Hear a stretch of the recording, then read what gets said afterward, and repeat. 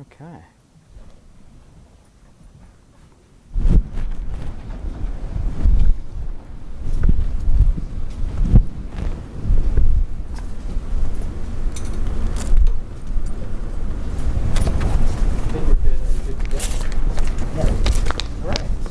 Well, thank you. I just want to welcome everybody here this late Monday afternoon, rainy Monday afternoon. Thank you for coming over to the Atlantic Council. And first, I do want to thank the Atlantic Council for holding this event today. And also, just want to all of you here know that there's a report that's been put out, Moldova Strategy. If you haven't seen it, if you haven't picked up a copy, please do.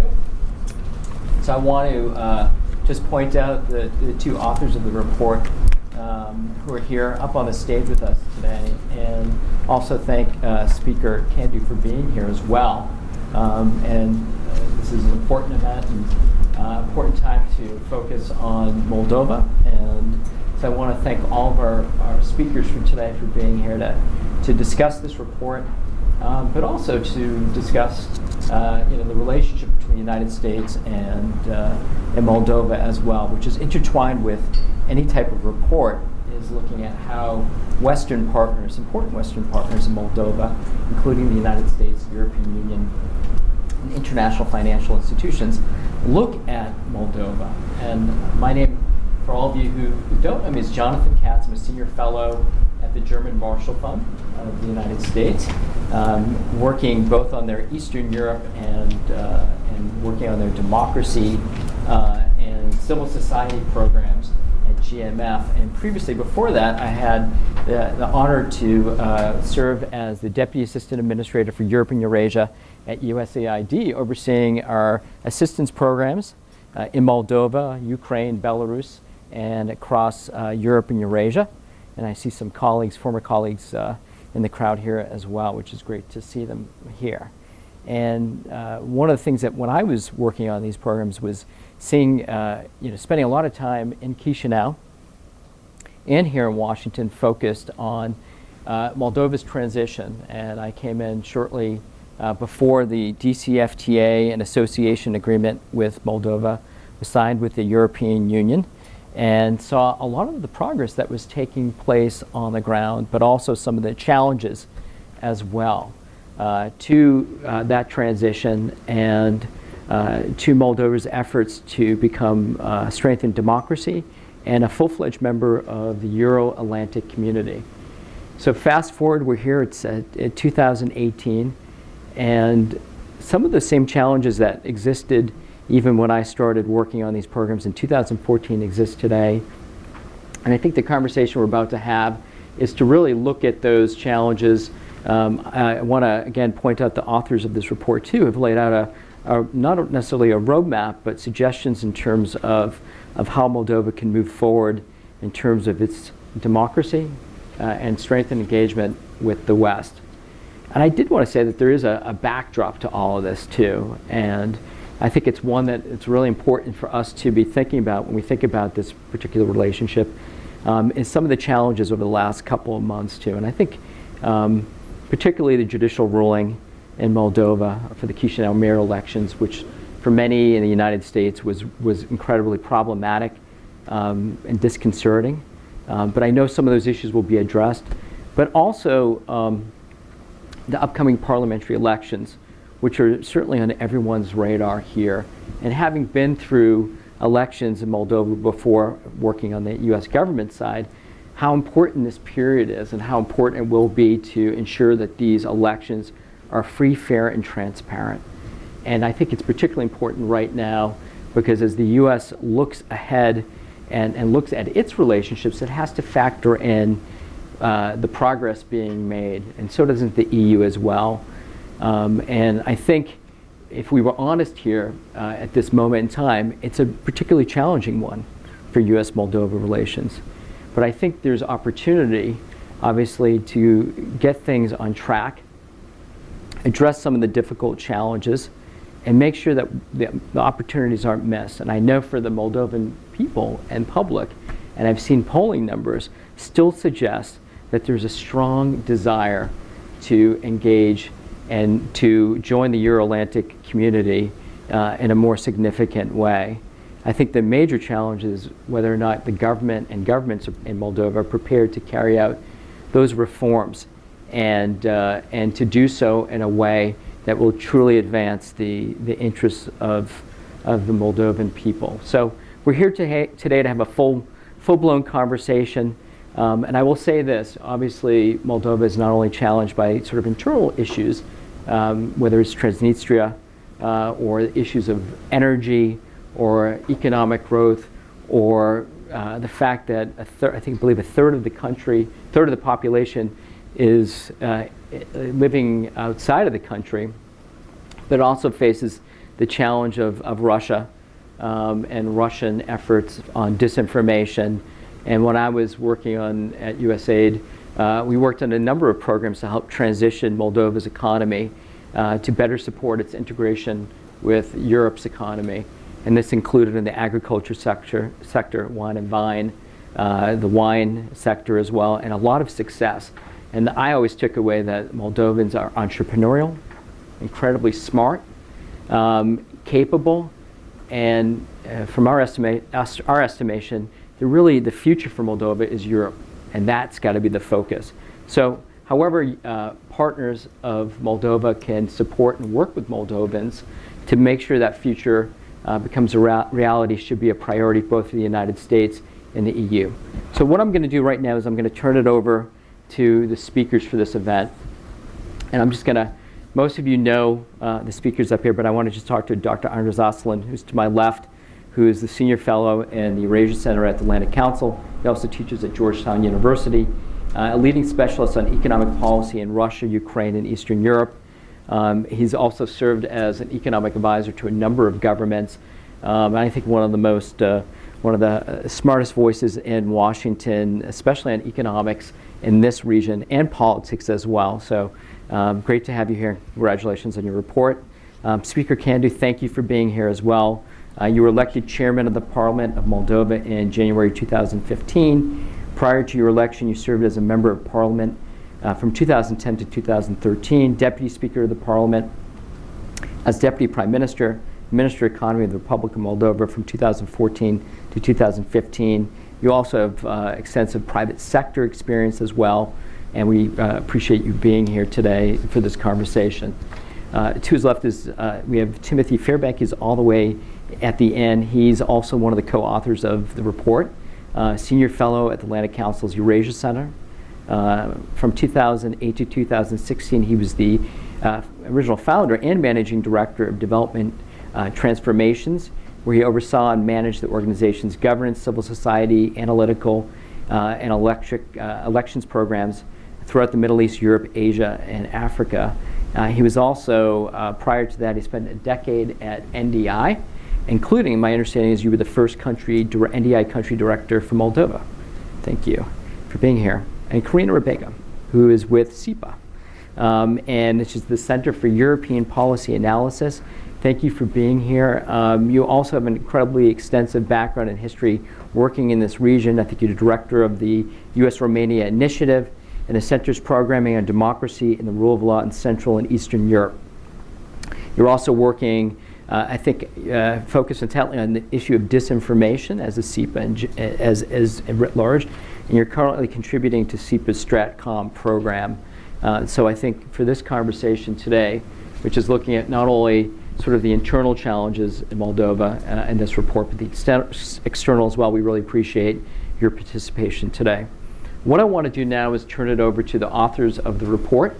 And Tim, if I could just turn to you just to talk about the key findings of the report, and the political landscape that you're seeing and sure. Some of the suggestions. And then we're going to turn to Anders to talk a little bit more about the economic suggestions in this report and how to further strengthen Moldova's economy. Okay. Thank you, Jonathan. My name is Tim Fairbank. I'm a senior fellow here at the Atlantic Council, and thanks for coming today to talk about the political and economic situation in Moldova. I think everyone knows here that these are difficult times in Moldova. We're only a few years after some major corruption and fraud scandals. And on the positive aspect, on the optimistic side, I think it's important to note that the government has made some modest, some solid changes in the economic areas. They've achieved, I think, some economic growth that last year was roughly 4.5%. From what I saw something today that said that over the last 12 months, it's actually tracking at 5.2%. So this economic growth and economic stabilization is, I think, an important thing to note. I'm going to be a little bit more critical on talking about the political side of things. I think the recent mayoral election in Chisinau is a good indicator and a good example that many and major reforms need to be taken in the political and judicial areas. I think after I speak, Anders will talk about some of these economic reforms that have taken place, and these reforms were taken after what we saw in 2014, which was the stolen $1 billion and the missing $1 billion that was equal to roughly 1/8 of the GDP of Moldova. So 13% of Moldova's GDP was stolen from 3 key banks. At roughly the same time, there was also the money laundering scheme, where we saw at least $20 billion, if not more, $20 billion go from Russian banks through Moldovan banks and on to Latvia and other places.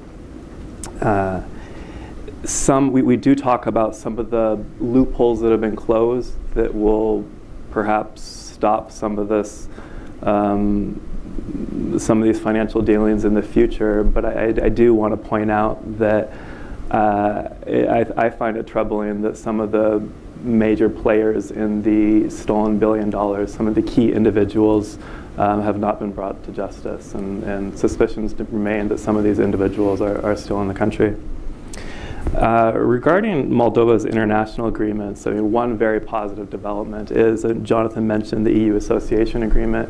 Moldova's, the EU Association Agreement and the DCFTA went into force in 2016. And since that time, we've seen, I think, a shift and an increase of exports to the European Union. Russia is no longer Moldova's major trading partner. It is now the EU. And I think it's in 2017, it was roughly 65% of Moldova's exports went to the EU. So I think that's a solid development. In the years to come, we should see, I hope, more growth triggered from this agreement. And as Moldova gets integrated into the European supply line, we hope that the economy will grow with that. I think despite these gains on the economic side, I find that the political sector is really troubling. In my opinion, there's a lack of a really true independent free press. There's no independent judiciary, and power is in the hands of just a few elites. Going back to last summer, or just a few months ago, to me it's the annulment of what were seemingly free and fair elections to the Chisinau mayor elections really summarizes or highlights the 2 most pressing needs for Moldova today, and that's dramatic reform in the political and judicial areas. The winner of the election was Andrian, and the decision to annul the results were made first by a lower court, and then it was upheld by the Supreme Court. Shortly after the Supreme Court made this decision, or upheld the decision, the European Union announced that it was suspending 100 million euros of macro financial assistance to Moldova. From my understanding, the EU will not disperse more funds until after the parliamentary elections, if and when Moldova shows some signs that they're meeting democratic conditions. I think we talk about this in our report at the end of the introduction, but Moldova, in light of all of this, Moldova really faces 3 different paths that it could follow. We talk about path 1 being an oligarch-led quasi-authoritarian direction with declining democratization and more isolation from international partners. Path number 2, direction number 2, would be a leaning to Russian interests. It was sort of a Russian-controlled country, or Russian-influenced country, probably under control of the Socialist Party of Moldova. Option number 3, path number 3, and I think this is what the path that we want, I think it's the path that the government wants, is a free, a democratic, Western-leaning path with democratic institutions, an adequate judiciary, adequate press, and other political conditions. I think in light of the annulment of the mayoral elections and some other decisions that have been taking place, it looks like Moldova is leaning or has taken a step or two under path one. You know, on the other hand, economically, I think economically they're going in the right direction. Economically, Moldova's chosen this path three, this democratic Western leaning path. But judicially and politically, it doesn't seem it's going in that direction. Sort of in closing, these opening remarks, I think it's important to highlight that over the last few months, we've seen Moldovan citizens exercising their right to peacefully protest, voicing their opinion, and I think this is a positive development. I think the role of civil society is one of the bright spots in Moldova, and I hope these voices continue to gather, and I hope people take part of the political process. And lastly, I'll just say for the international community in the coming months, I think it's very important that the international community remains engaged and continues to support Moldova, that they continue to support civil society development programs related to voter education, reforming the judiciary, and any programs that lead to sort of everything surrounding the election monitoring and pre-election monitoring programs. So. With that, I'll stop, and Andres, thank you. Andres. Yeah, thank you very much. I think that Moldova has actually done a very nice turnaround. So we have this frightful night in November 2014. $1 billion disappears through 3 banks. What do you do then? You are lost. And for 1 year, 2015, Moldova had 4 governments, and no policy was really developed. It was a suitable chaos. After such an event, you should be in shock. And Moldova was in shock.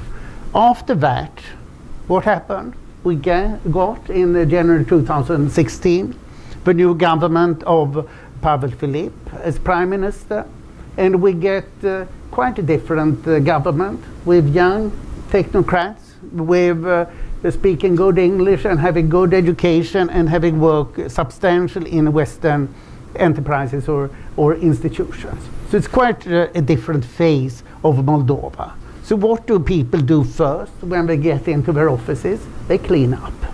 So what Moldova did, reduced from a rather normal 16 ministries to 9 ministries, and cut all kinds of bureaucracy basically by 2/3. And that's exactly what is needed, and we can see the result of that in the World Bank Doing Business Index, that Moldova rose from already decent 63rd place in 2015 to 44th place this year. That is quite substantial and quite an improvement, but it is an administrative improvement. You ask then the more profound question, what happened to corruption? And here we have Transparency International, who offers a very different picture. It sees Moldova falling from 102nd place in 2015 to currently 122nd place. You wonder, how can this hang together? Well, because you have vested interest. The vested interest makes sure that the society, the machinery functions better, but that a larger share of the benefits go to them. So it's not contradictory. We are actually seeing a similar picture in quite a few post-Soviet countries, but still, this is a good start. And then what is needed is what Tim said here, judicial reform and a certain sorting out of a democratic process. Then, of course, you ask, how do we get there? And Tim already told you the answer. There is one institution that knows how to build rule of law and democracy, and that's the European Union. All the countries that have become members of the European Union had to become democracies according to the Freedom House ranking before they became members, and they have got decent rule of law, even if there are a few complaints about some of the countries, particularly Bulgaria and Romania, but when you see, they are not worse than Greece or Italy. So it's not all bad, but it's not good enough. And this is the way to follow. How do you get there? Well, you get a free trade agreement, you get an association agreement. This is exactly what Moldova has since 2016. Then they mentioned 100 billion euro in macro-financial assistance. Is that a lot of money? No, it's far too little. The European needs to engage more. And you can see now the countries in Eastern Europe that has become members of the European Union, they get typically 3% of GDP each year in grants. This is a massive flow. And for such money you have to perform. You have to perform the sufficient reforms. So what we want to see, it is that the European Union engages more. And the very positive side of this is what has happened to trade. That in 2000, I was quite in despair, only 20% of Moldova's exports went to the European Union. Why? Well, at that time Moldova was primarily an agricultural exporter, and the European Union is not very fond of agricultural imports. And that did not work out very well. But now, two big things have happened. One is that Moldova has got substantially more foreign direct investment, so that Moldova now produces quite a lot of machinery that is being sold to the European Union, where you don't have any particular barriers for trade. And Moldova is now producing more processed foods, for which EU protectionism is relatively mild. I've looked previously at the countries that have become members of the European Union, and where do you see a turnaround? Well, when 2/3 of the exports go to the European Union. Moldova is almost there with 64 or 65%. So I think that we should look upon it as a further integration and getting closer. So what is the threat? Well, has already been mentioned, Russia, Russian corruption, because Russian trade is unfortunately also corruption. And this is a big concern. Tim mentioned the money laundering problem. Hopefully that has been sorted out now. The IMF has gone very hard at it, and knock wood, there's no wood here, but it seems that it has been cleared out. And these three banks have been cleaned out and sorted out. Russia today is not an alternative. 40% of Moldova's exports goes to Russia, and we have steady problems that we are discussing in the report. I'll not mention them here, with the gas trade, which is a persistent problem in all post-Soviet countries, that Russia utilizes Gazprom not as a commercial organization, but as a combined geopolitical weapon and machinery of corruption for the Kremlin elite. And this is what one wants to avoid. So as it is today, Russia does not offer a fair alternative. And therefore, to me, it seems that Moldova is on the right track, in spite of these problems as the mayoral election. And the key thing, property rights. In the former Soviet Union, I would argue that it's only Georgia that has, in a real sense, property rights today. In all other post-Soviet countries, the property rights are pretty weak. Moldova is on the better half of them, but that's not good enough. So the property rights have to be strengthened. And that requires that you have an independent judiciary and a strong prosecutorial power. Leave that to the European Union. The European Union knows how to get it done. And then all the problems are over, and it's only a question of a long period of growth. What that means in numbers, Moldova now has 4.5% to 5% growth. It should be 8% growth, because Moldova is integrated with countries that have much higher economic level. How do you get there? Well, you get more investment. Moldova has now an investment quota of just over 20%. It should be 30% for a country like Moldova, that requires both heavy investment in infrastructure and in production. And let us hope that Moldova continues on this track. Thank you. Great. Speaker, the floor is yours to respond to Anders and Tim and the report. Thank you very much. Well, first of all, we'd like to thank and to express our appreciation for the work was done for the report. Thank you very much for the authors, and again appreciations and express the gratitude for the Atlantic Council to host such nice event.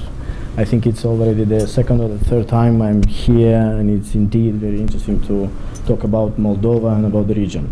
Well, there are many issues which are I would debate and challenge, maybe, which are in the report, but in order to understand the entire situation, we have to put Moldova in time.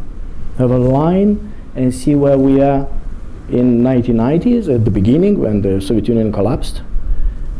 Then in 2009, I would say, when there were so big and high expectations, when the communist government fell and the new pro-European parties came into power. Then a big blow in what means the banking fraud in 2014, and a disaster, as you said, in 2015 with 4 governments in 1 year, and which had an impact also on the economy and the political life, as well as on the social area. And then a period of, I would say, a period of recovery, a period of stabilization, and the first signs of growth, because that's the most important.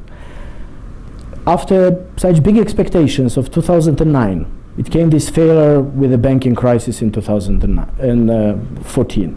And actually, things happened not over one night. As you said, 1 billion was stolen in one night, in that November. This happened in years, unfortunately, vested interests in the banking financial sector, and influencing also from the Russian investors, and that was also the roots and the origin of the money laundering issues. More than $24 billion being laundered from through Moldova from the banking sector and using the judicial power. And then, as a consequence, even the European Union reputation fell and it was damaged, because in December 2015, January 2016, if you would look and analyze the figures of the surveys, you would see that it fell to 40 or even 35% of reputation in terms of perception of the population about European Union. And that's because, unfortunately, the political leaders with the European flag were failing in expectations. Then the government in 2016, January, came the new government, and you properly mentioned about the goals and strategies at that time: to clean the system, to make the government more efficient, to make the institutions, which were so weak, to strengthen the institution and to have powerful institutions, so really the situation can be stabilized, can be recovered. And the first goal was to recover the banking financial sector.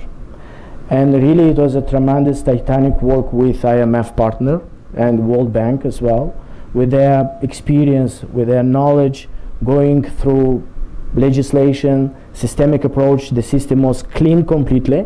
And as a consequence, today we have a banking sector which is becoming, I would say, 90% foreign investment, being owned by foreign investors. In just a couple of weeks, we will have a new transaction, and finally also the American capital will be in the banking sector. And that was the goal, to recover from what was the cause, to treat that cause, and to have afterwards the recovery. Better institutions mean efficiency. Efficiency means the results in including the revenues for the country, for the budget.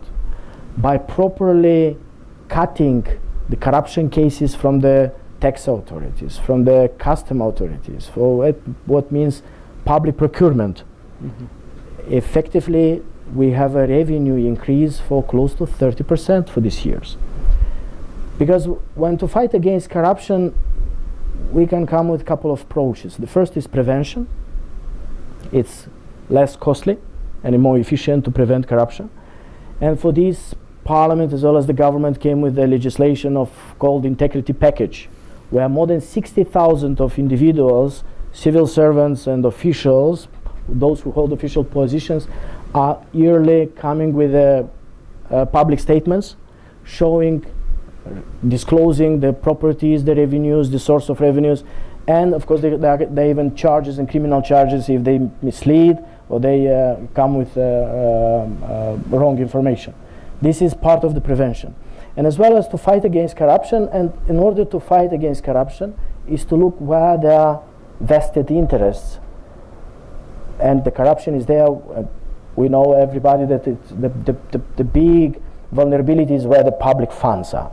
And then when you have public funds, it's about public procurement, it's about the custom authorities, because we have custom duties, we have excises, and then of course the tax administration.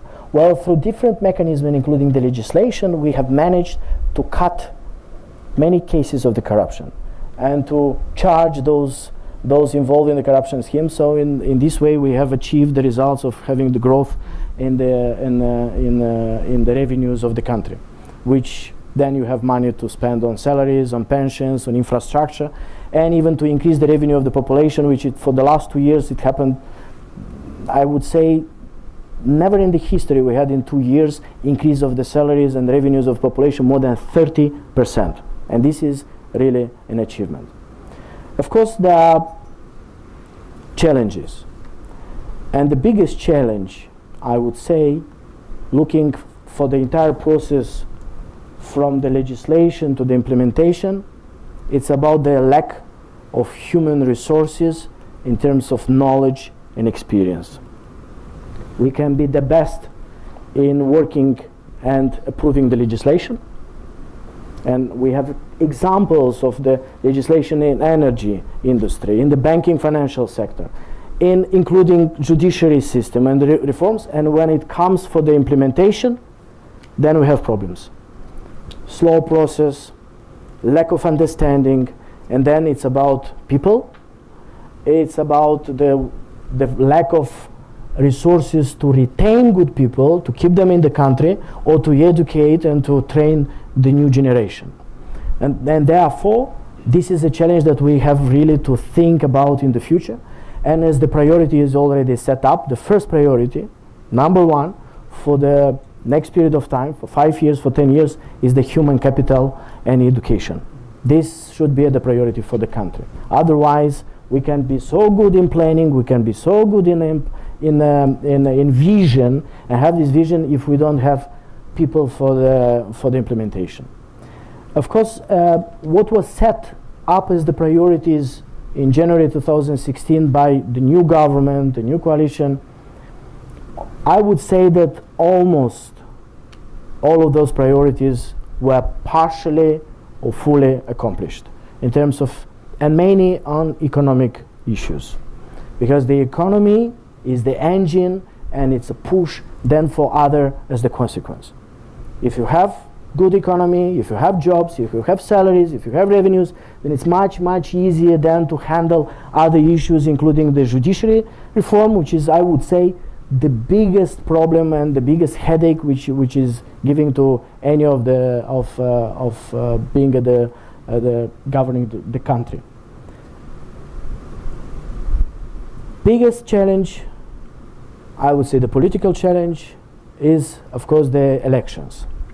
Upcoming parliamentary elections. They are set up for the 24th of February next year. And the most important, as you were mentioning as well, rightly, is to secure and ensure that we have fair, true, legal elections. What happened with local elections in Chisinau, I would say it came like a blow up for the political class and for everybody, because there was a damage for the government, there was a damage for the image of the country, there was a damage for the ruling party, because the Democratic Party fell around 3 or 4% in the polls because of what happened with the local elections. Now in the parliament there is an investigation, and there are hearings organized starting from the last week, gathering the information and data what happened. I can have my personal opinion and comment on the court's decision. It was right, it was bad. As the lawyer and the graduate in the law faculty, I learned one important rule. When there is a court decision, you take it as it is, it's executable, and that's the law. Then you look for the legislation and to find the gaps and loopholes in the legislation and to fix it. Well, I was surprised to find last week that in Moldova we had 37 cases before when the courts cancelled or annulled the legislation because of the breach of the legislation by the candidates or for different other reasons.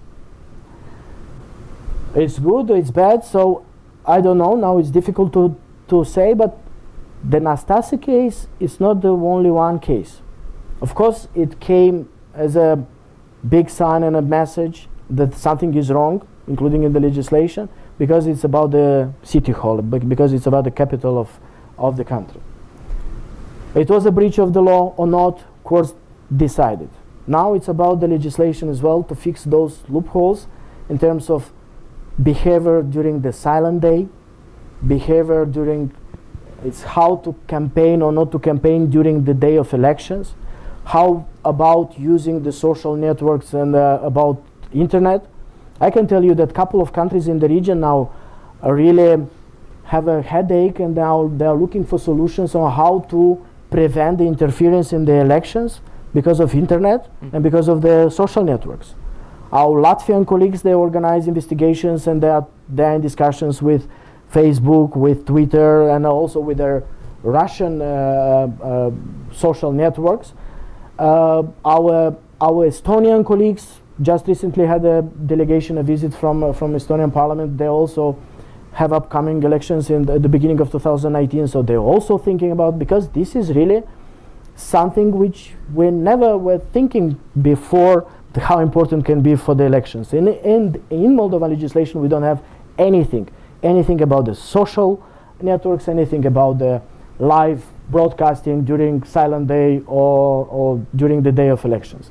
So this is something that we have to handle. This is something that we have to fix, to find solutions so we can secure and ensure, as you were mentioning, that the upcoming elections in February, and not only, because then we used to organize the elections in May or June, local general elections, so for all the local communities, for all local authorities. As I was mentioning, the biggest or the most complex reform which is still delaying in the implementation and the process, this is about the judiciary system. Because of the judiciary system, we had the problems with the money laundering scheme. Because of the judiciary system, we had not yet solved all the cases for the banking fraud of 2014. So unfortunately, this takes time, because it's about also educating the new generation of judges. Now we are thinking about some intermediate solutions. We saw some of examples in the regions. We have spoken also with international partners, stakeholders like EBRD, so they could come with support also in terms of experience and knowledge in creating alternatives, solutions for the current judiciary system that we have in Moldova.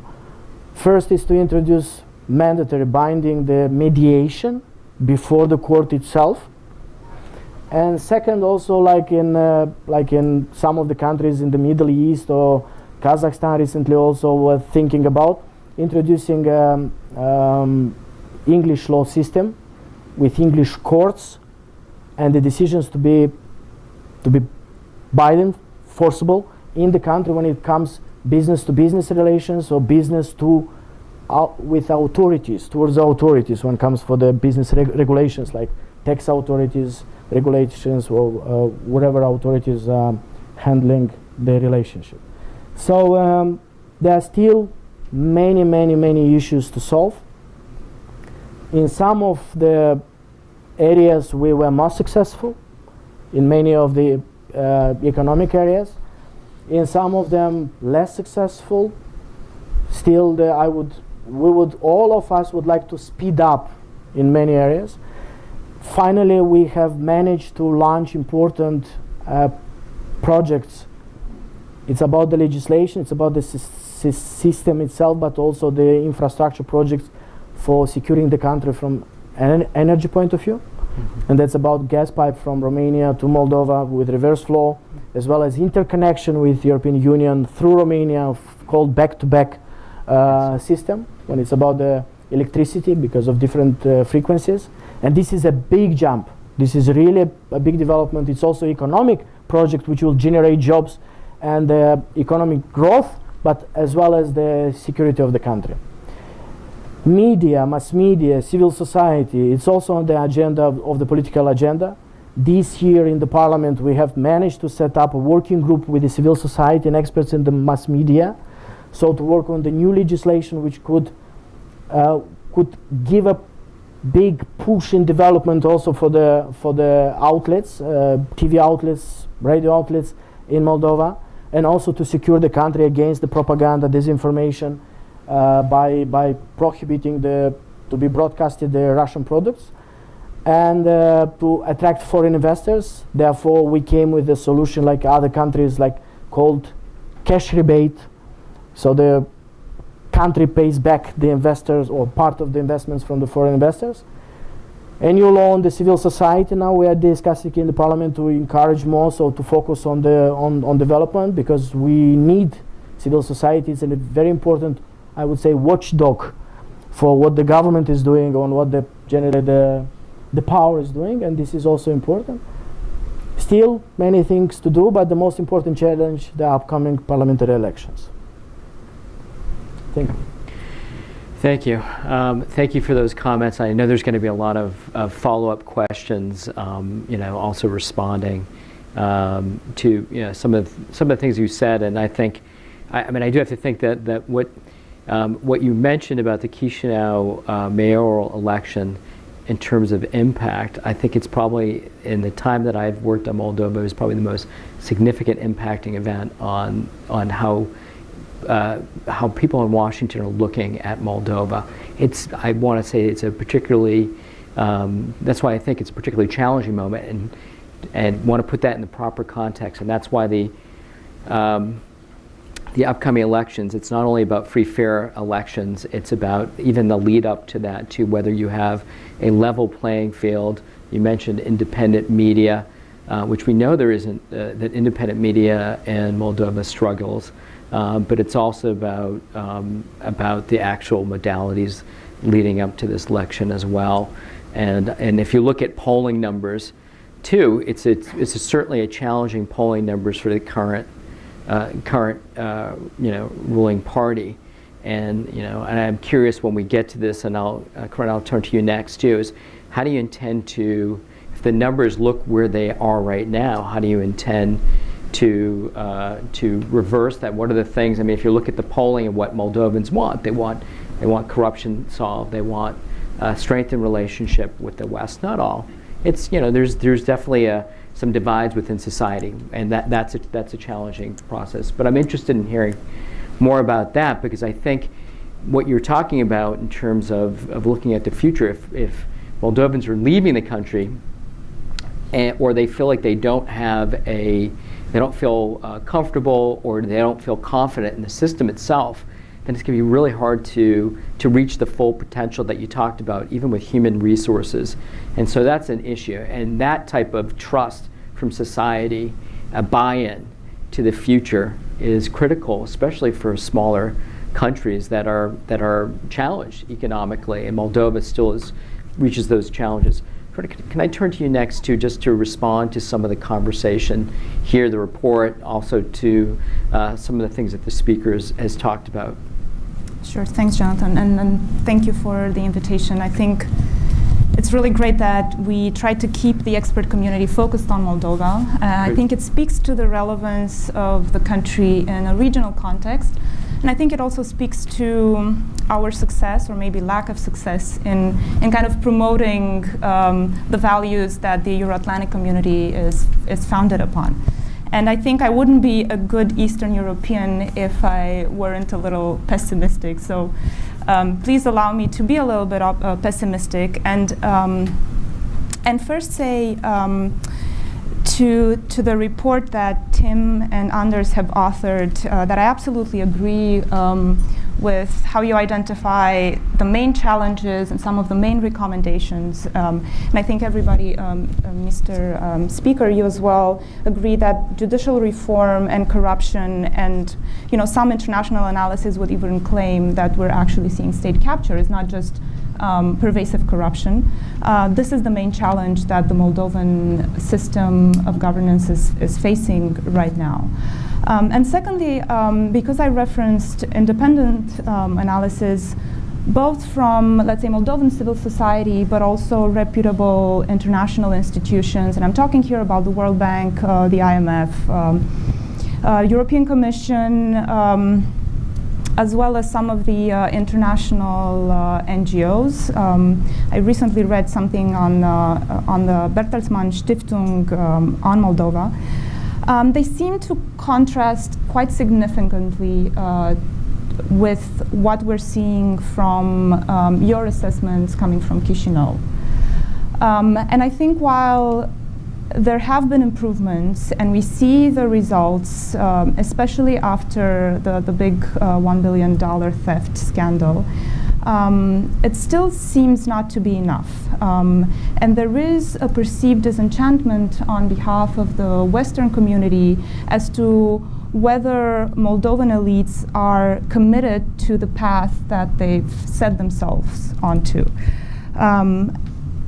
And this is really crucial because, and your report is talking about it, and a lot, some of the international officials in Chisinau have talked about the need for more engagement, the need for more expertise. I think we've seen a lot of that. I think Moldova has received a lot of expertise, good expertise. It has written up a lot of good laws. But when it comes to implementing them and the spirit of those reforms, and you've also talked about that, Moldova is lacking a lot. And if you take kind of a bigger view, a bigger perspective on the issues, not focusing on the small reforms that seem to have worked in the past few months or couple of years, I think at a systemic level, structural reforms are still lacking, are still not where they're supposed to be. And the major part in that, Jonathan, you spoke about trust. It's society's trust in the functioning of public institutions and the judiciary, and I think that's missing to a terribly worrisome extent. And again, mistrust from Moldova's international partners. And this can hurt Moldova in the short run and in the long run, as we have seen with freezing of much needed funds and so on. So, talking about rule of law reforms, this is something that is particularly dear to me, and I believe is the foundation of every strong state. You have a lot of new legislation, good legislation, inspired by international experts, and a lot of money and good work being put into the system and setting up new institutions to fight corruption, to prevent corruption, like the Integrity Authority. But then there's, and this is quite, this is quite confusing, I have to say, and perhaps you can help us with a little bit more insight from Chisinau. You have then legislation that tends to roll back on all of the good work that has been done. And I'm referring here, for instance, to the recent, well, I guess not so recent law on fiscal amnesty that has the potential to undermine the work that Moldovan authorities have done to uncover the authors of the $1 billion theft, but also impair your ability to recover these assets, which are crucial for Moldova, and also clean some other money with a potential there of turning Moldova into some sort of offshore type of country in a complicated region. We don't want to see that.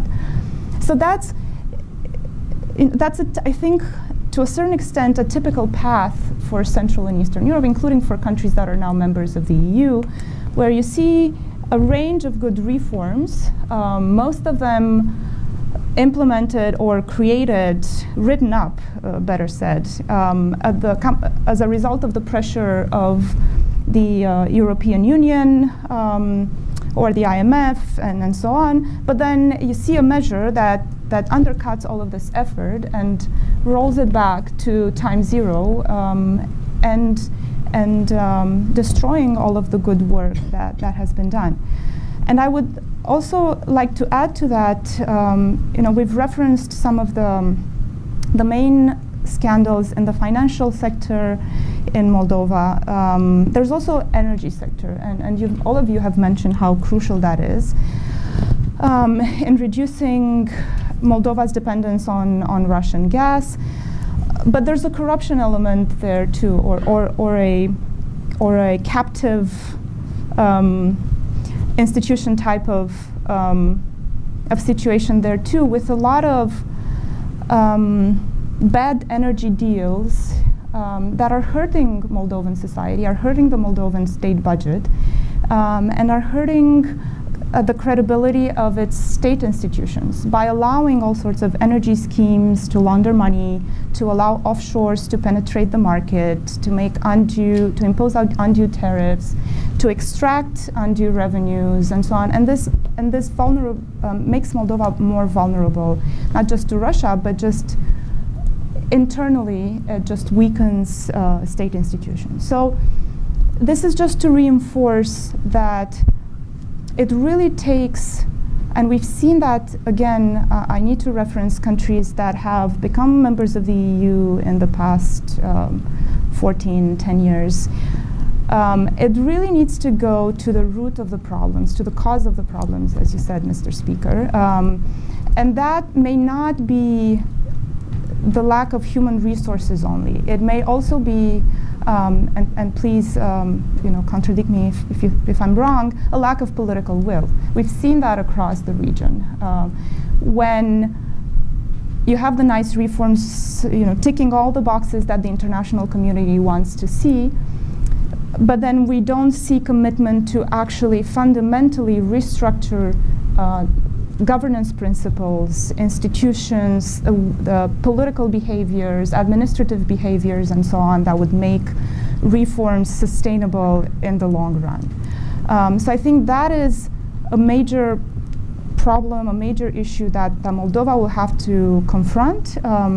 Same with other countries, and that comes before anything else. And I'll stop here, and I'm happy to challenge you some more if you'll allow me later. Oh, well, thank you for that. And one of your first points was about the importance of the focus of partners of Moldova in terms of Europe and the United States, which I did. It's important to point out. Obviously, there's a great deal of focus, but it hasn't the sustained engagement at the highest level. Has been lacking, and if I had any criticism of sort of even from the U.S. side, is not a high enough level attention to engagement, and I think that's challenging. The resources have certainly been there on the U.S. side, the funding through assistance for many of the reforms that you talked about, we're all talking about here today, and are there for the implementation of reforms which take both, as you said, both political will and also the technical capacity over an extended period to actually to carry out. And if at any point during that process you lose that political will or you don't have the technical capacity, you can see setback. And I think the goal is to have those long-term commitments be there from partners, which I think is there only when you run into these run into these situations, or perception is the political will isn't there.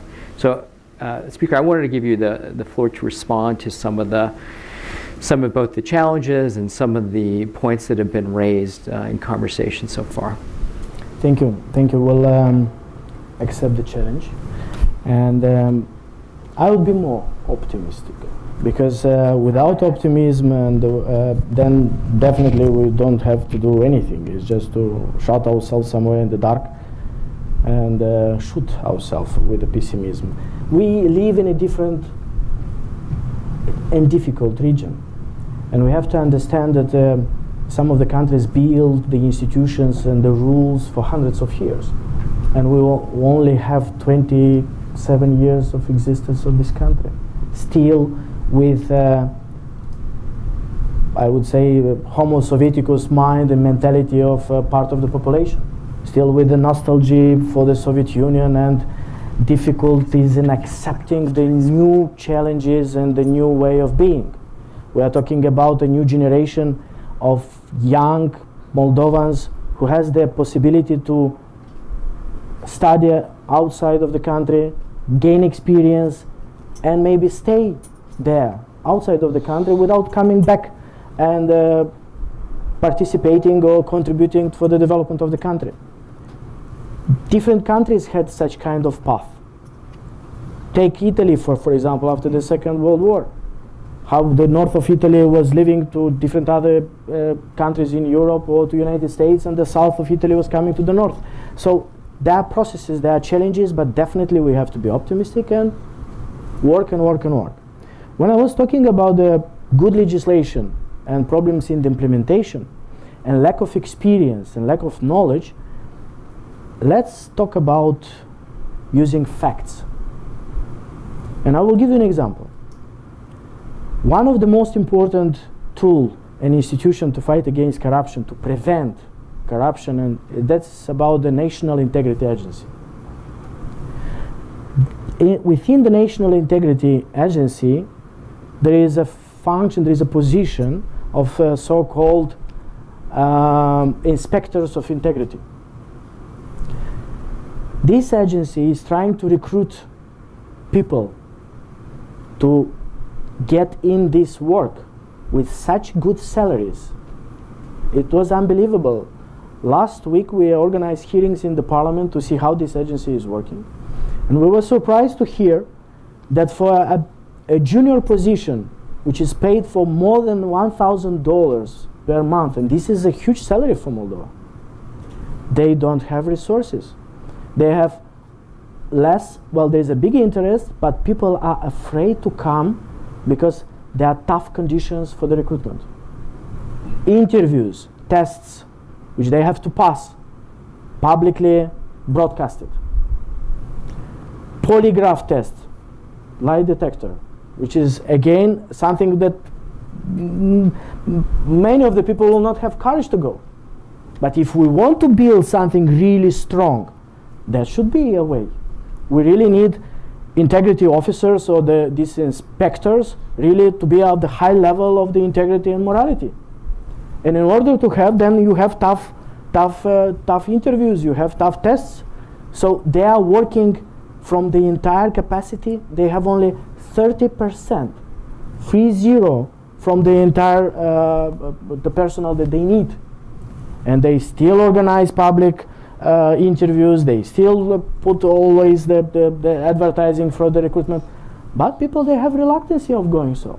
It's about the work, it's about to be publicly exposed, it's about their own integrity, it's about their own resources and revenues. So this is an example when we have a good legislation, when we had the political will, because we need the political will to the members of the parliament to vote in the parliament a law which will oblige all the members of the parliament to show all their revenues, all the patrimony, properties that they have, and not only their individual, but also up to the second grade of relatives. And not, when we're talking about real estate, we're not talking about the cars, we're talking about the jewelries, we're talking about watches, furnitures, whatever, which has a threshold. This is an example when a good legislation, a good will, a political will, and unfortunately delay in implementation because of the lack of the resources. You're talking about the energy. If there would not be a will for a political will to really cut the vested interest and to cut the dependency for Moldova, then we would not pass in the parliament difficulties. I would say difficult and very complex laws related to the energy. Currently today, we have almost 18 to 19% of the entire capacity is the renewable energy already. Now all the distributors and the suppliers, they are obliged to buy from any of the individuals who produce renewable energy. Binding. We would not ask Transgaz, which is a Romanian entity, listed entity with shareholders as EBRD, to come to Moldova and buy the pipe, buy the company, and to start investing in the company. If there would be vested interest, if there would not be interest in fighting against corruption, we would not have results in the economy as we had, because it's about the public funds, it's about the liberalization, the industries, the economy itself. Of course, there are huge problems in many other areas, but it's about time. It's about time, engagement, and of course, positive approach and optimism. Do you want to respond back? And speaking about the support of the foreign partners, of course, and the United States plays a very important role. Could play more, I would say, deeper engaging in the processes. And I will give you an example. For the last 3 years, if I'm not wrong, Ambassador, maybe you will help. For the last 2 years, we did not have any of the meetings for the strategic dialogue that normally we should have.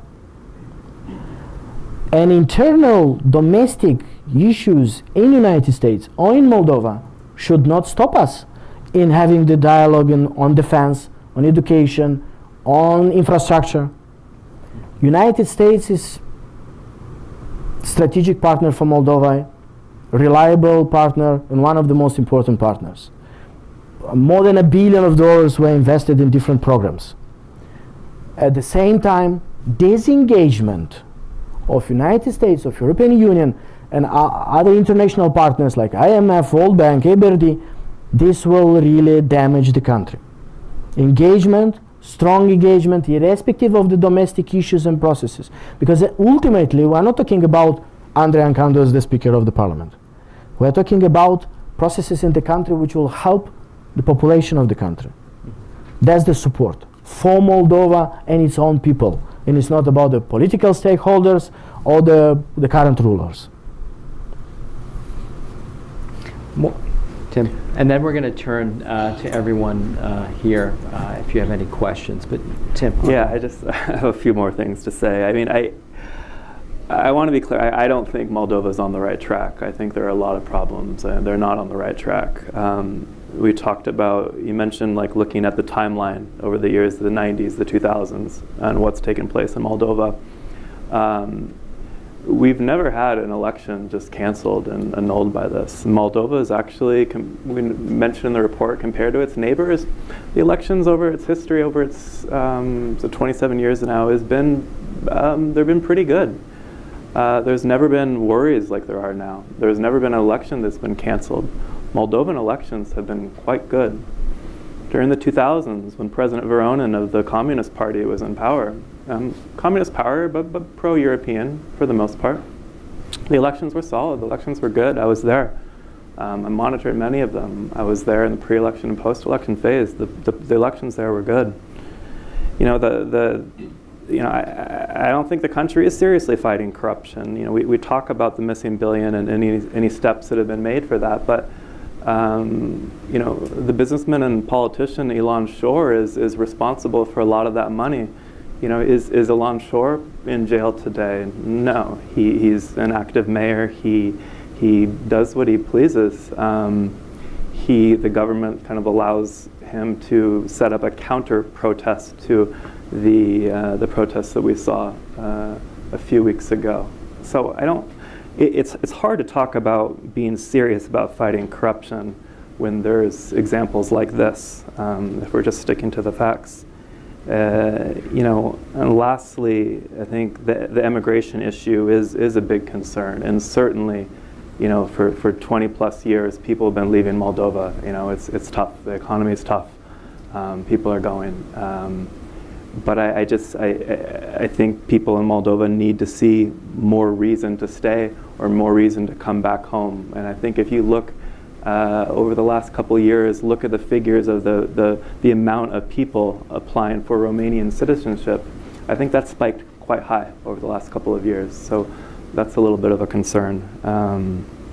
And I'll leave it like that, but I guess one other comment, and Mr. Speaker, I'm sorry, but I don't think you can say because of the judicial system we had the money laundering scheme. I mean, because of criminal activity, you had the money laundering scheme. Because of actions that people did, you had money laundering. It wasn't because of the judicial system.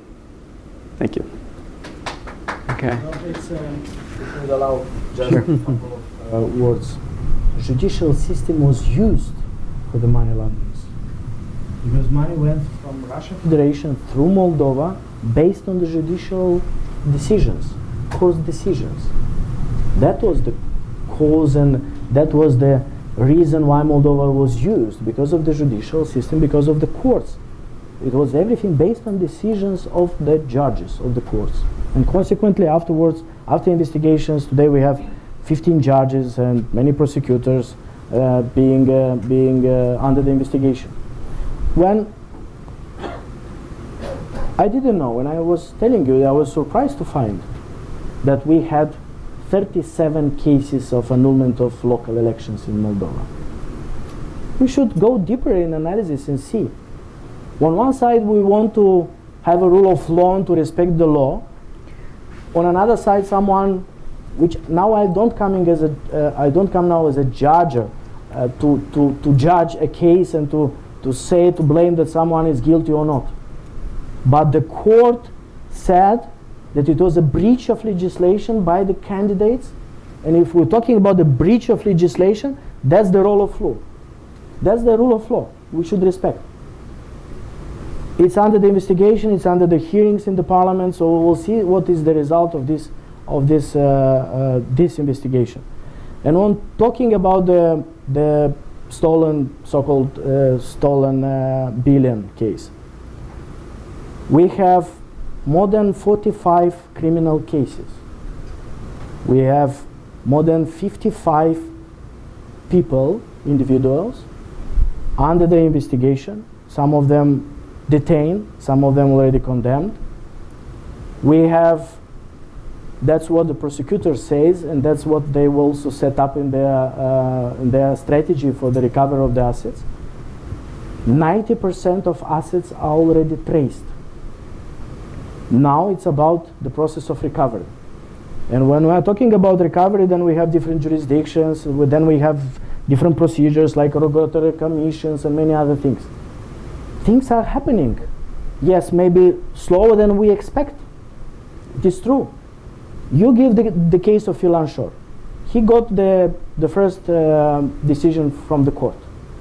Well, based on the Moldovan legislation, which is just as in other European countries, the first decision is not executable. So you cannot stop a person and put him in a jail just because of the first decision. It should be the second one at the Court of Appeal. Otherwise, we will be blamed and we'll lose the case at the the Court of Human Rights because we breached the Article 7 fair trial. Well, we have to put in balance. Maybe I don't like Mr. Shor as well. and I don't like what he is doing and how he is promoting himself. But shall we change the legislation because of Mr. Shor? And speaking about the protests, in Moldova we have one of the most liberal legislation of protests. And the authorities cannot intervene in allowing someone or not allowing someone to organize protests. The authorities should, if there are 2 or 3 or 4 or 5 of them organized, should secure the area so they don't interfere and they don't fight against each other. That's the Moldovan legislation, which was assessed as one of the best legislations by the Council of Europe.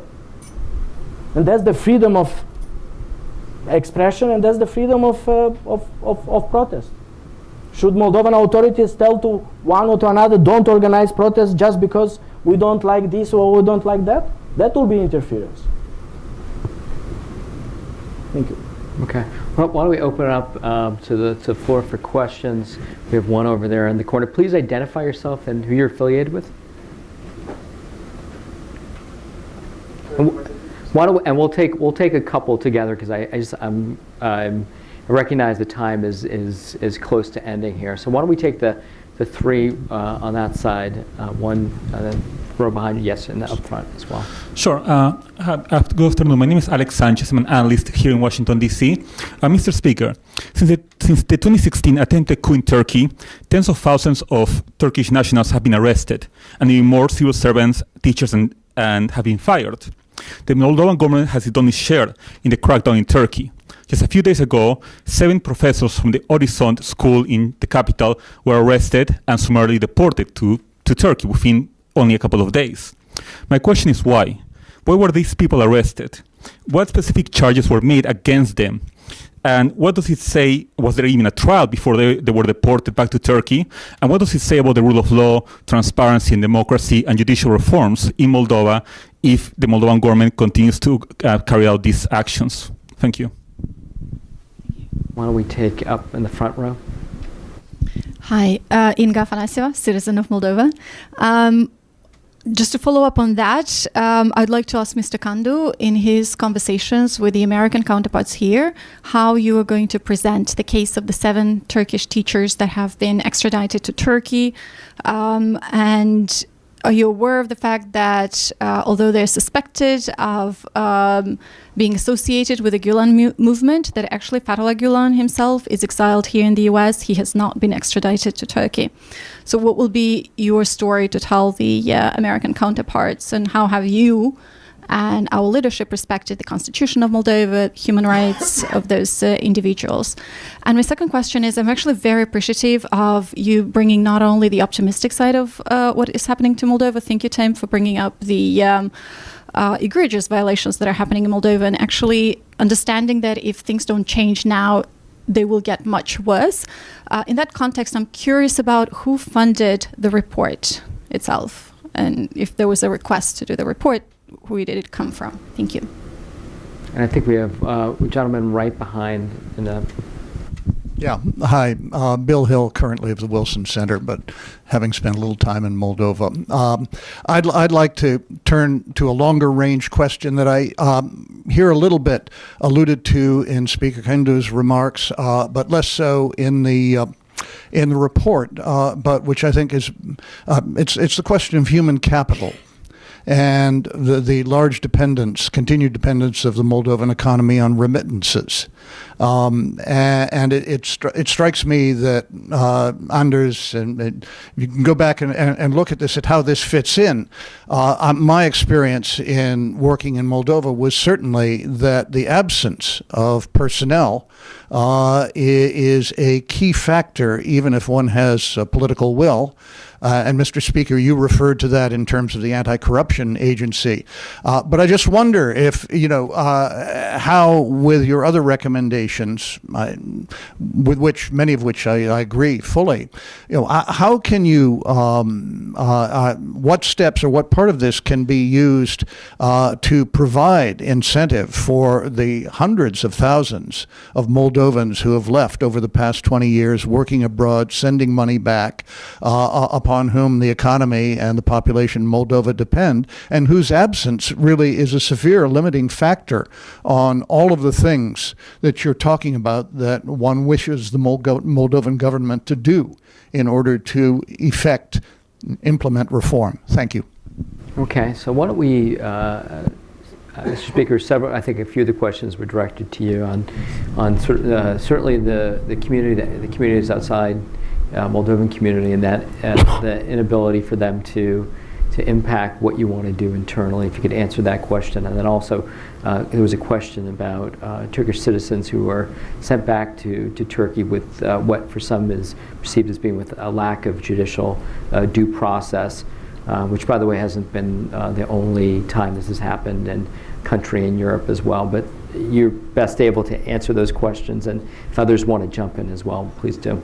Human capital, okay. Well, when just briefly speaking about the jobs, lack of skilled people, and what we try to do to retain people in the country or to create opportunities so we can have people for the jobs, which indeed we lack in some of the industries already. We lack human resources.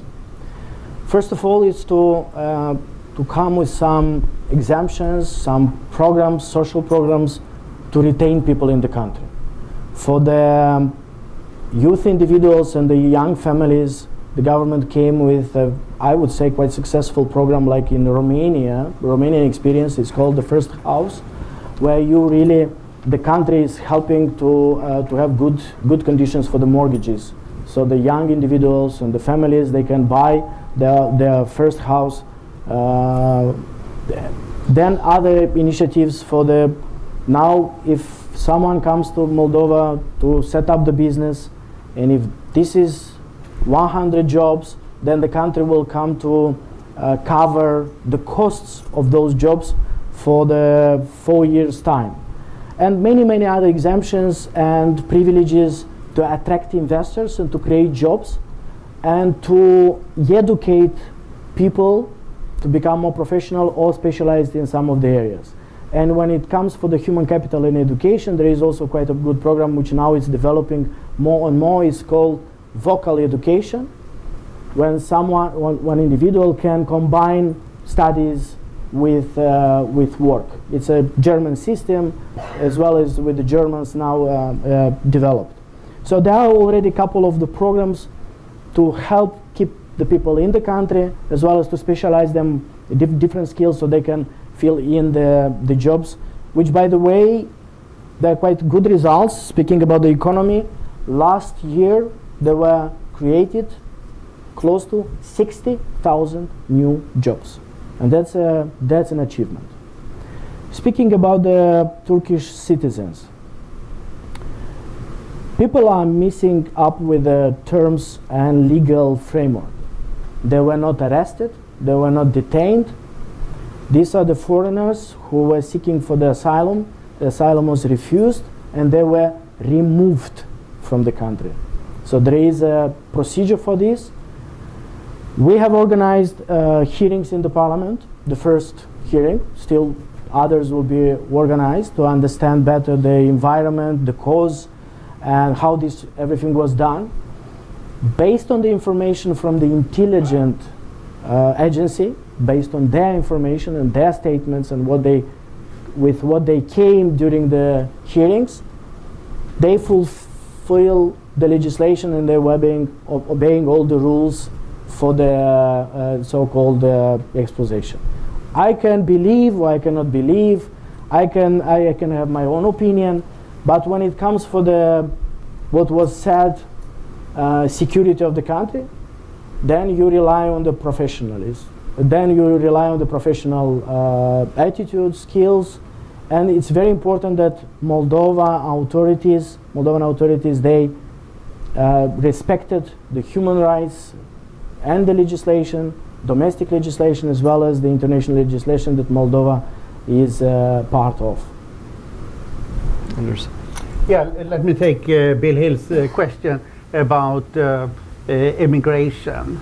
This is a massive problem in many countries in Eastern Europe, Armenia, Georgia, Bulgaria, Moldova, Ukraine, the 3 Baltic states.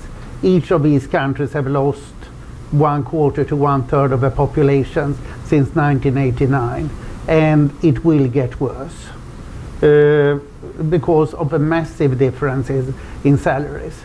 So in Moldova today, the average salary is below $300 a monthly salary, and then in an ordinary European country you get $2,000 or more per month. So we are seeing massive moves. For example, in Poland there are something like 2 million Ukrainians. Therefore the population is pretty stable, while 2 million Poles have left mainly to Britain and Germany. So we are seeing these moves everywhere, and you ask, when does it stop? When you get a sufficiently high salary. Yeah. That's the shocking answer. The country that seems to have come to an end of it is Estonia for the last 3 years, when the average salary has reached 1,500 euro. So this is a long way to go. Part of it will probably be through appreciation of currency, and part of it will be growth, and part of it will be higher inflation than other countries. So it's quite typical for a country like this to have a real appreciation of 20-25% a year, which makes it easier to catch up. But if you take the historical worst case, Ireland had massive immigration from 1847 to 1990. So these are things that take many years, but what typically then happens is that you get people coming from somewhere else. For example, you might have read in the New York Times, or was the Financial Times the other day, that Poland is now getting a lot of Indians coming, working, and we are also seeing that students move. There are lots, I don't know how many thousand Moldovan students in Romania today. There are 40,000 Ukrainian students in Poland. So this is also part of it, and many will come back. And you mentioned the remittances that are an important part, because people can buy a house at home much more cheaply. Much of the remittances in these countries is typically coming from people who are intent on going back home, building a house and setting up a business, and then it's important that they have the opportunity to do so. And Anders, if I can add to that too, obviously the attraction of the EU for that reason is particularly important for a country like Moldova, and of course Estonia became an EU member, and most of those countries, in fact all the countries that joined the EU, you saw significant economic growth, and you can't decouple it from political stability as well, democratic systems, and transparent judiciary, although that still is a challenge, as we see even in those countries that have joined the EU. I think it's a forever challenge to make sure that democratic systems work. But you have a problem. It's the people who like Europe who leave. So then you get fewer people who like Europe who stay. And that shows up in elections. Did you want to add to that? You made the exact point that I wanted to make. People need to feel invested in the system they live in, and I think especially for higher skilled individuals, it's not money that drives them out, is the perception of opportunity, of social justice, of independent institutions, and the general direction of the country, which unfortunately, as opinion polls show for Moldova, it looks pretty dire. And this is a major issue for other countries as well, as you mentioned.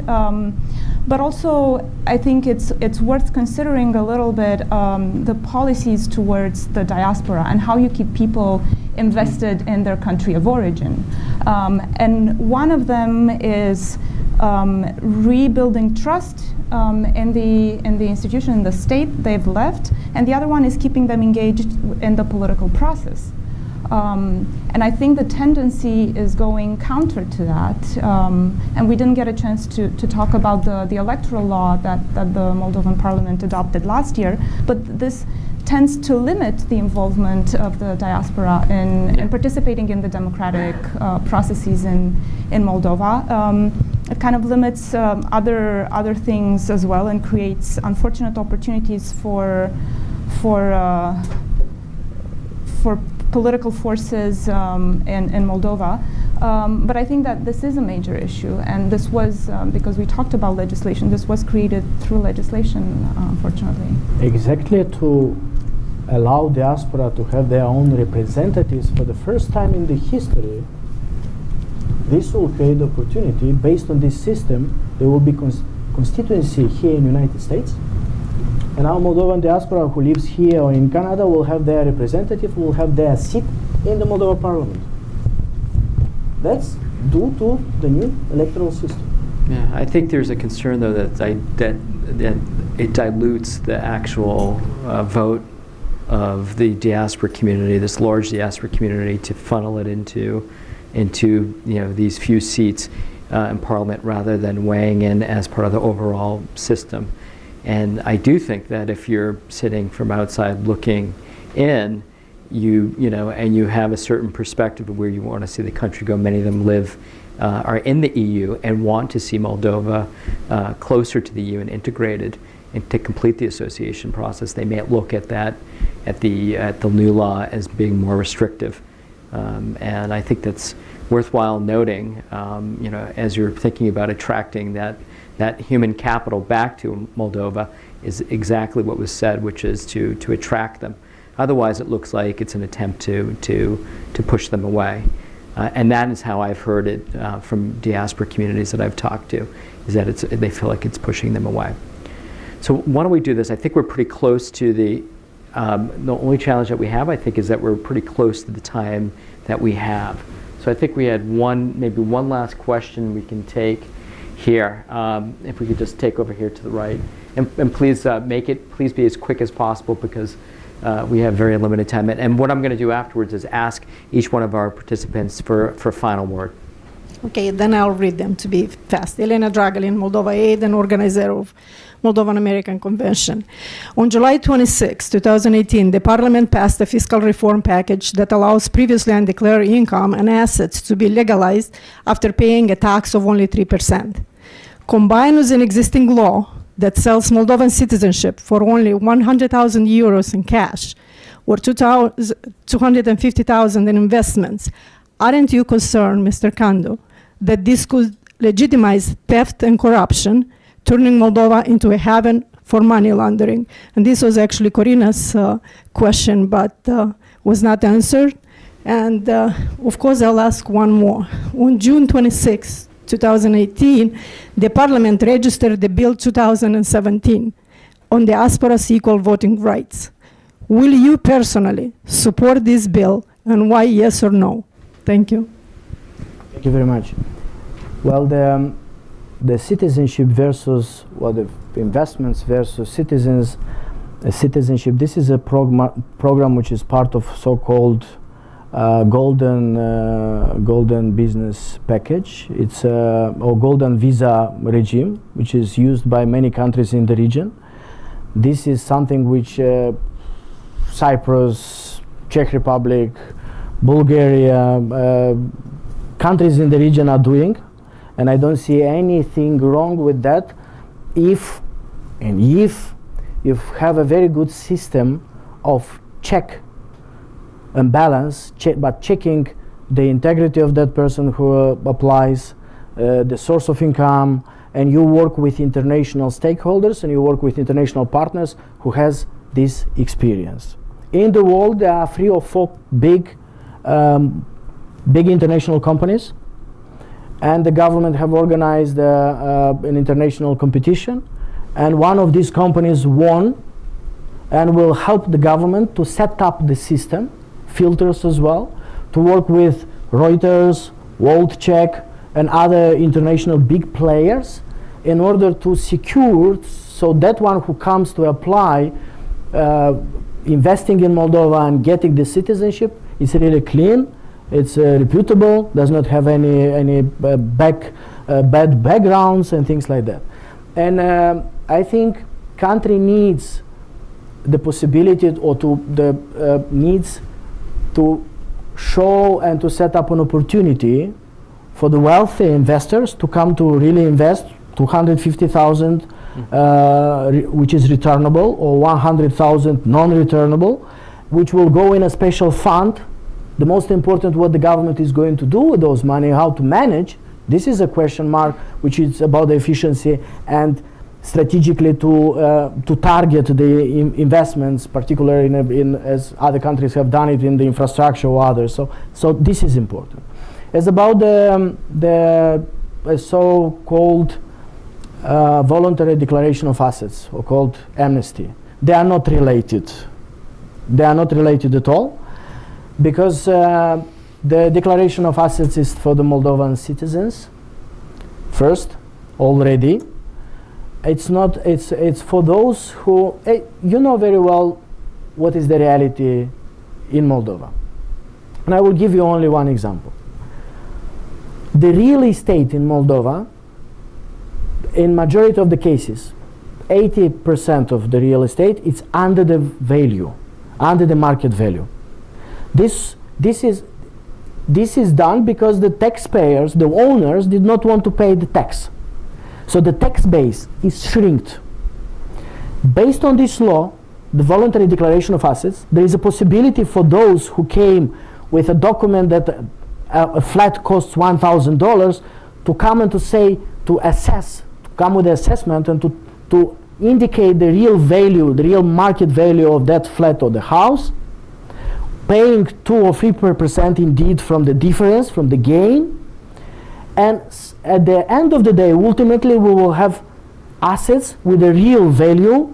The base, the tax base will widen, and we will have better taxation and the revenues for the country. You're not concerned that a drug dealer from somewhere else in the world could buy the citizenship for $100,000 in cash, and then bring more money in cash, pay 3%, and legalize the money? No, because first of all, the drug dealer will never apply, because it has to go through international big companies and filters like Reuters and others. First. Second, this product, this citizenship or investments versus citizenship, it's not yet working. Now we are working with international partners to set up all the systems. It will start be workable, operational, only in the new year, after January, February month. Declaration of assets starts to work from November to January. That's it. Next year, Why don't we do this? So let Anders, and then we're gonna wrap up. If you want to stick around and follow up on it, we can. But we do have a time limit. Yeah, briefly, pioneers in this are the United States and the United Kingdom. So I think it's $500,000 you need to put up in order to get a U.S. green card and then citizenship.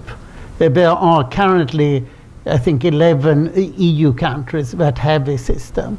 And the European Commission has recently come out strongly against it for the reason that you suggest.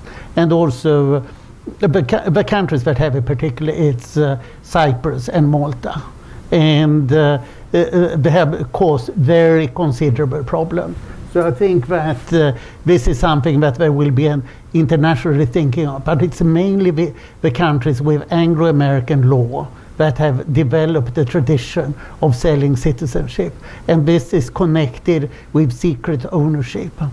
So with demands for higher transparency, I think that there will be a substantial reason to rethink this practice. I've been involved in Latvia that is now thinking of going around. They introduced it in 2009 in the midst of a financial crisis. And they got a lot of wealthy Russians and Chinese that they later on are not quite sure if they would like to have there. And just important comment on the declaration of assets. The law strictly prohibits the application of this procedure for those who were in the official positions or they are currently in the official positions, starting from 2009 until today. First. Second, all those involved in the fraud or potentially involved, which are under investigation or will be under the investigation, the fraud in the banking sector, they cannot benefit from the law because the law will not be applicable for them. Thanks. Why don't we do this? We're gonna. I want to ask all of our speakers for a final word, and Andres, we'll start with you, and we'll go all the way and end with Tim. I just say that I think that the way forward is very much to stick to the European integration. The trade is going now. Much of the economic stabilization has been done. What's important now it's two things: develop a rule of law and the democratic practices. Just very shortly, as I was mentioning before, there are achievements definitely which we will have to keep on going and going. And there are still challenges and I would say even failures in some of the areas which this government and the next government after the election should focus on, and to speed up the processes related to some very difficult tasks like reforms in the judicial system, and not only. And the future of the country will definitely be at the stake when it's about the human capital, and therefore human capital in education should be the priority for the human capital, justice or the rule of law, and the infrastructure. These are the three priorities for any of the governments in the future for the next period. Just to reinforce that, I think we're all in agreement that Moldova's path should be towards European integration. And I think I hope everyone on this podium agrees with that. But I do have to recognize that the Moldovan government and Moldovan authorities have an uphill battle with a pretty deep and widespread perception that the main drivers of reform are actually Moldova's development partners and not so much Moldovan politicians and Moldovan elites. And I think it will take a lot of effort in Chisinau and through reforms to change that perception. And I think, again, just to reinforce, the first step in that is depoliticizing the judiciary and some of the other key, not just law enforcement institutions, but other oversight authorities, including in the economic sector. Thank you. Well, I think we're all here because we care about Moldova, and I have a lot of criticisms, but I think one thing I should comment or make a note of is that this government has, despite some disagreements at times, they do always they're always open to dialogue. They're always open to hearing our thoughts. So thank you, Mr. Speaker, for that. I do appreciate that because that's not always the case in a lot of countries. So I think open dialogue is really important. And just lastly, I think, as we've said, the upcoming February elections are really important. And look forward to seeing what happens. Thank you.